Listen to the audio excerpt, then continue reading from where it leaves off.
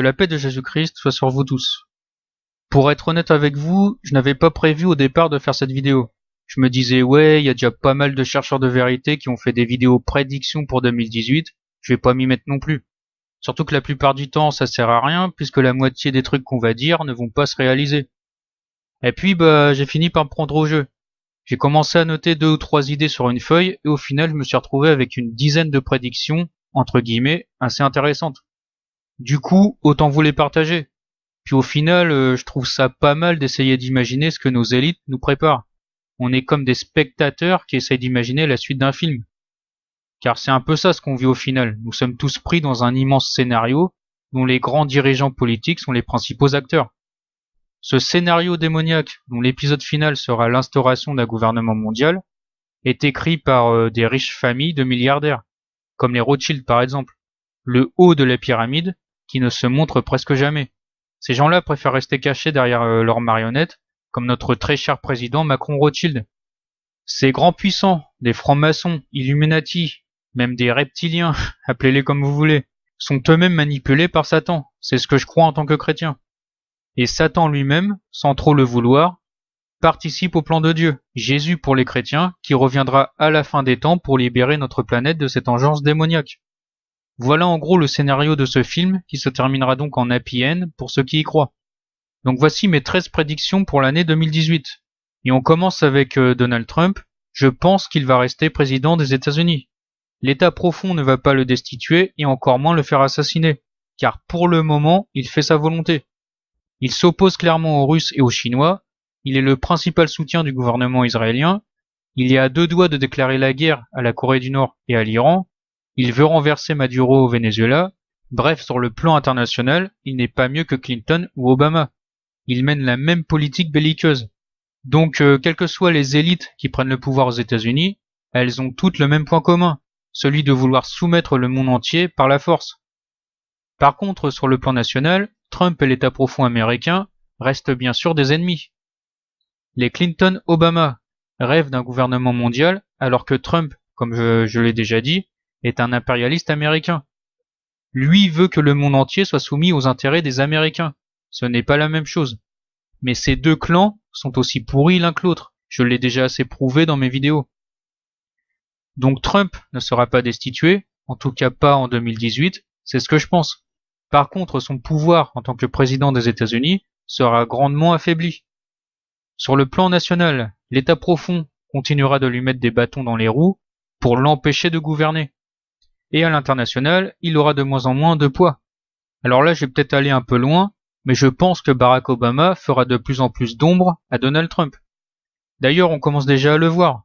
Il est invité dans le monde entier pour faire des conférences, et en plus il est reçu comme un chef d'État partout où il se rend. Obama est d'ailleurs venu en France il n'y a pas si longtemps pour participer à la conférence des Napoléons, un groupe de puissants francs-maçons, mais aussi pour rencontrer Macron Rothschild. Donc voilà, en 2018, le président de l'État profond, on va l'appeler comme ça, Barack Obama, volera la vedette au président Trump. Seconde prédiction, une avancée spectaculaire du nouvel ordre mondial. Le pouvoir des villes et des régions sera renforcé, tandis que les nations disparaîtront petit à petit. Aux États-Unis, les grandes mégalopoles, voire même certains États, traiteront directement avec les autres pays, sans respecter l'autorité du président américain. Comme ce qui s'est passé avec la COP 21, où Trump avait décidé de retirer les États-Unis de l'accord de Paris, mais peu de temps après, des maires et des gouverneurs américains ont défié l'autorité de leur président en signant le traité. Ils ont même rencontré des chefs d'État étrangers, c'est quand même hallucinant. Ils agissent comme de vrais chefs d'État, ce qui fait qu'au bout du compte, les États-Unis d'Amérique n'existeront plus. Donc le pouvoir des maires et des gouverneurs va se renforcer, et Trump se retrouvera de plus en plus isolé aux États-Unis, ainsi que sur la scène internationale. Ça rejoint ce que je disais dans la première prédiction. On aura même un risque de guerre civile avec les États qui feront sécession. En Europe, le pouvoir des régions va se renforcer. C'est le fameux projet des eurorégions. Le but des mondialistes est de renforcer le pouvoir des grandes régions européennes pour détruire l'unité des nations. La Catalogne, par exemple, deviendra sûrement indépendante, tout en restant bien entendu dans l'Union européenne. Car comme son nom l'indique, le projet des eurorégions a été pondu par les technocrates de Bruxelles, qui sont bien sûr tous soumis au nouvel ordre mondial. Je vous en ai déjà parlé, petit à petit les nations disparaîtront pour être remplacées par un super État européen avec son président et son gouvernement, qui dirigeront toute l'Europe. Et pour créer leur État européen, ils doivent détruire les nations, en renforçant le pouvoir des régions, par exemple. C'est le fameux diviser pour mieux régner. Ça marche pour les hommes, mais aussi pour les territoires. D'autres régions pourraient suivre l'exemple de la Catalogne, comme la Corse ou la Lombardie, par exemple.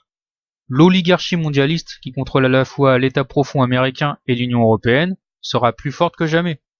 Troisième prédiction, les crypto-monnaies comme le Bitcoin vont prendre encore plus d'ampleur, tandis que les monnaies traditionnelles comme le dollar et l'euro vont commencer à se casser la gueule. Je rappelle que nos élites mondialistes ont prévu de supprimer l'argent liquide pour 2018. Mais j'ai de plus en plus de mal à y croire, ça me paraît un peu tôt. Je pense pas qu'ils le feront dès cette année. Mais bon, tout est possible. Une grave crise économique, par exemple, pourrait provoquer cette disparition de l'argent liquide.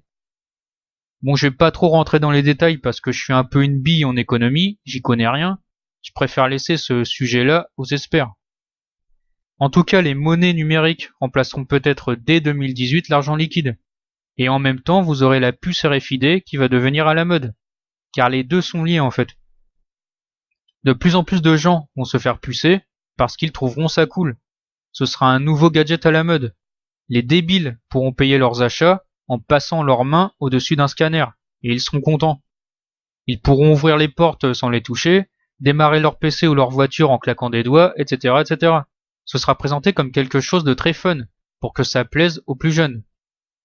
La monnaie numérique deviendra la monnaie du nouvel ordre mondial, et cette monnaie sera liée à la puce RFID. Car c'est la puce RFID qui permettra aux gens de valider leurs achats. Les pièces et autres billets n'existeront plus. Là encore, j'en ai déjà parlé, tous ceux qui ne seront pas soumis au nouvel ordre mondial ne pourront plus vivre dans cette société, car ils ne pourront plus rien acheter. Voilà, donc tout ça commencera à être implanté dès 2018. Quatrième prédiction, la censure sera renforcée sur Internet. Le but sera bien sûr de faire taire tous ceux qui s'opposent à cette dictature mondialiste, qui se met doucement en place. Plus le nouvel ordre mondial va avancer, et plus il deviendra difficile de s'exprimer. C'est déjà le cas aujourd'hui, et ce sera encore pire demain. La censure sur YouTube va s'accentuer, ils vont baisser encore plus la monétisation, des vidéos seront supprimées, et des chaînes comme la mienne pourront même disparaître. Ce sera la même chose sur les réseaux sociaux, les pages Facebook, Twitter, etc. À terme, je pense que les dissidents politiques devront créer un système parallèle, des Facebook et des YouTube indépendants, pour que les gens puissent continuer à s'exprimer. Les Américains qui ont toujours un temps d'avance sur nous l'ont déjà fait, et j'espère que les Français ne seront pas trop en retard là-dessus. Cinquième prédiction, instauration d'une dictature bien pensante en France. Les médias officiels essaieront de faire croire aux Français que tout va bien, en cachant les révoltes qui auront lieu ici ou là. Ils minimiseront l'ampleur de la grogne sociale. Parce que, vous le voyez bien, le code du travail vient d'être détruit par le gouvernement, les impôts augmentent avec le prix du gaz, etc., tandis que les salaires, eux, n'augmentent pas. Tout ça va créer encore plus de misère dans notre pays. Les riches, comme d'habitude, deviendront toujours plus riches, et les pauvres, toujours plus pauvres. Et cette misère sera accentuée par cette immigration de masse qui n'en finit pas. Des milliers d'étrangers continueront d'entrer en France, ce qui créera encore plus d'insécurité. Le risque qu'une guerre civile éclate sera grand. Mais bon, comme d'habitude, dès que ça commencera à devenir un peu chaud pour le gouvernement, on aura de nouveaux attentats meurtriers qui monopoliseront l'attention des médias. Et les grands événements sportifs comme les JO, la Coupe du Monde, etc. vont endormir la plupart des gens. Sixième prédiction, la Russie sera plus vulnérable que jamais. En effet, en 2018 auront lieu les élections présidentielles russes. Et vous vous en doutez bien, nos élites mondialistes vont tout faire pour influencer ces élections, afin qu'un de leurs candidats soit élu. Un candidat pro-mondialiste. Poutine vient d'ailleurs d'annoncer sa candidature pour un 4e mandat. Beaucoup disaient qu'il était en fin de règne, ils l'ont donc enterré trop tôt. Ce mec est increvable, et il n'a pas fini de faire chier les mondialistes. Mais d'un autre côté, c'est très inquiétant, car on a l'impression qu'il n'y a personne pour le remplacer. Et si un jour il disparaît, à cause d'une maladie ou s'il est assassiné, c'est toujours possible, ce sera la fin de la Russie. Mais nos élites mondialistes vont quand même tout faire pour empêcher qu'il soit élu en 2018. Il y aura bien sûr une vraie propagande anti-Poutine à travers le monde. Et il est possible que la CIA organise des false flags, comme des attentats ou des assassinats d'opposants politiques, pour mettre Poutine en difficulté. Mais bon, connaissant le bonhomme, il sera assez malin pour déjouer tous les plans maléfiques de la CIA. On peut lui faire confiance. D'ailleurs, il s'est déjà débarrassé de son principal opposant politique, le mondialiste Alexei Navalny. Septième prédiction, les États-Unis entrent en guerre contre la Corée du Nord, soit à cause d'un nouveau tir qui cette fois-ci touchera un pays allié aux États-Unis, comme la Corée du Sud ou le Japon, soit à cause d'un false flag provoqué par les États-Unis. Et je vous ai parlé justement dans la dernière revue de presse de la CIA qui pourrait bien organiser une opération sous fausse bannière pendant les Jeux Olympiques d'hiver, qui auront lieu en Corée du Sud. Les Américains pourraient rendre Kim Jong-un responsable d'un attentat contre des sportifs ou des spectateurs américains, par exemple, ce qui justifierait une intervention militaire en Corée du Nord. N'oubliez pas que les Américains sont les spécialistes de ce genre de coup monté. En plus, avec les élections russes approchant, Poutine sera très occupé et ne pourra peut-être pas intervenir efficacement pour déjouer le plan maléfique de l'élite mondialiste. Huitième prédiction. Un grave conflit éclate au Moyen-Orient. On peut imaginer que Mohammed Ben Salman prendra bientôt le pouvoir en Arabie Saoudite, avec la mort du roi actuel qui a quand même 81 ans. Et peu de temps après, Ben Salman déclenchera sûrement sa guerre contre l'Iran, son grand ennemi. Je n'entre pas dans les détails car j'en ai déjà parlé dans d'autres vidéos. Il sera bien sûr soutenu par Israël, son grand allié, ainsi que par les États-Unis. De l'autre côté, l'Iran aura le soutien de la Turquie, qui possède l'une des armées les plus puissantes du monde, il faut le rappeler, ainsi que par la Russie, si bien sûr Poutine est toujours président à ce moment-là. De toute façon, depuis la fin de Daesh, on sent que ce conflit peut éclater à tout moment. Et tout ce qui se passe en ce moment avec Jérusalem et la politique anti-Assad et anti-Iran menée par nos dirigeants ne présage rien de bon. Neuvième prédiction, un monde de plus en plus satanique. Les lobbies LGBT imposeront petit à petit leur dictature en Europe et aux États-Unis. De nouvelles lois antichrist seront bientôt votées, comme l'autorisation de la PMA et de la GPA en France. L'adoption pour les couples homosexuels. On commencera aussi à parler de l'autorisation de l'euthanasie. L'âge légal pour les relations sexuelles sera abaissé, ce qui ressemblera presque à une légalisation de la pédophilie. Les cours d'éducation sexuelle seront répandus dans nos écoles, etc., etc. Les croyants de toutes les religions qui s'opposent à ces lobbies sataniques seront de plus en plus persécutés. Et la foi en Dieu continuera de reculer en Occident. L'abrutissement des masses va continuer avec des divertissements de plus en plus débiles, surtout pour les plus jeunes, afin de créer de futurs moutons obéissants, des esclaves du nouvel ordre mondial. Dixième prédiction, l'intelligence artificielle va encore progresser, avec des drones et des robots de plus en plus intelligents et autonomes. L'intelligence artificielle et la puce RFID seront les instruments utilisés par nos élites pour nous garder prisonniers de leur gouvernement mondial. Tout sera informatisé et numérisé. Les autorités connaîtront tout de votre quotidien. Encore une fois, on va nous présenter ça comme un progrès social. Et en effet, en pratique, ça nous facilitera la vie. On peut imaginer par exemple que dans quelques années, les robots réaliseront les tâches les plus ingrates à notre place. Mais cette dépendance à la technologie nous rendra en même temps esclaves de ceux qui la fabriquent et qui en ont le contrôle. 11e prédiction, la persécution des chrétiens à travers le monde va s'aggraver. Et c'est plutôt logique, car avec l'humanisme et le matérialisme, qui sont les armes utilisées par l'Antéchrist pour persécuter les chrétiens, le message du Christ deviendra insupportable pour les gens du monde. D'ailleurs, tout ça a été prédit par le Christ lui-même. Dans Jean 15, verset 20, il nous dit « Le serviteur n'est pas plus grand que son maître. S'ils m'ont persécuté, ils vous persécuteront aussi. S'ils ont gardé ma parole, ils garderont aussi la vôtre. » Dans Matthieu 10, 22, « Vous serez haïs de tous, à cause de mon nom.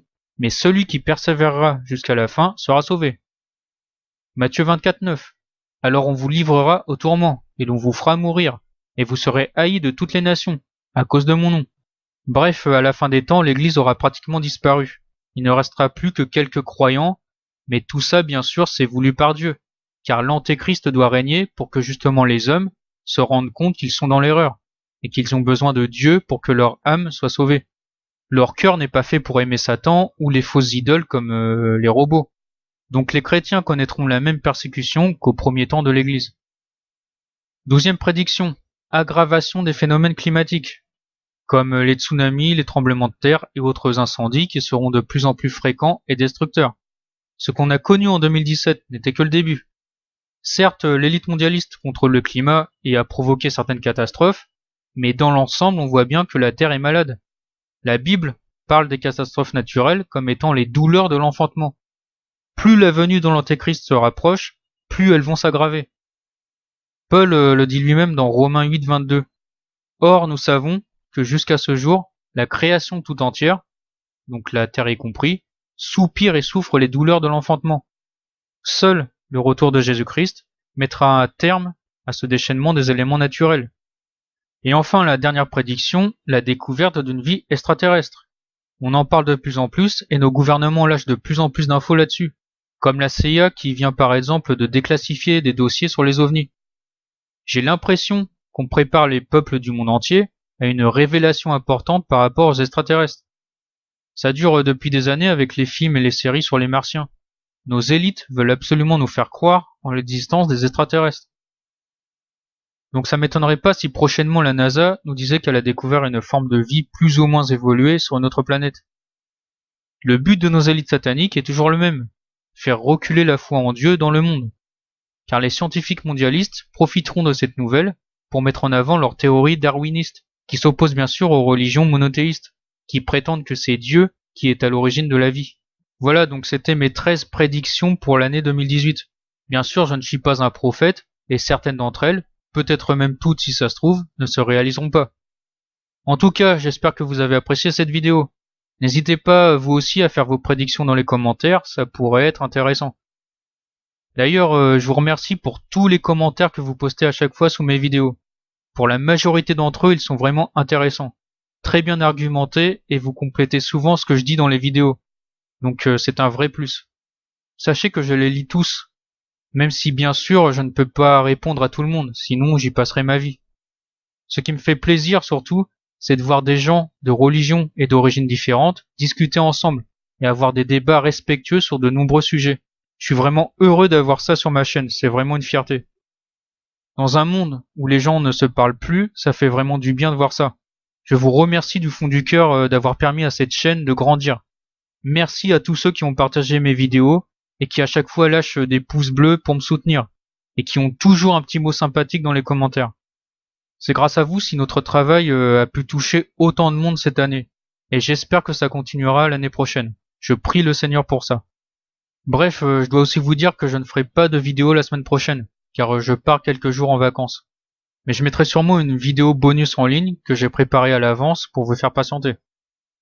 Par contre, je continuerai de lire vos commentaires et de répondre à tous vos messages. Donc si vous avez des questions ou quoi, n'hésitez pas, je vous répondrai.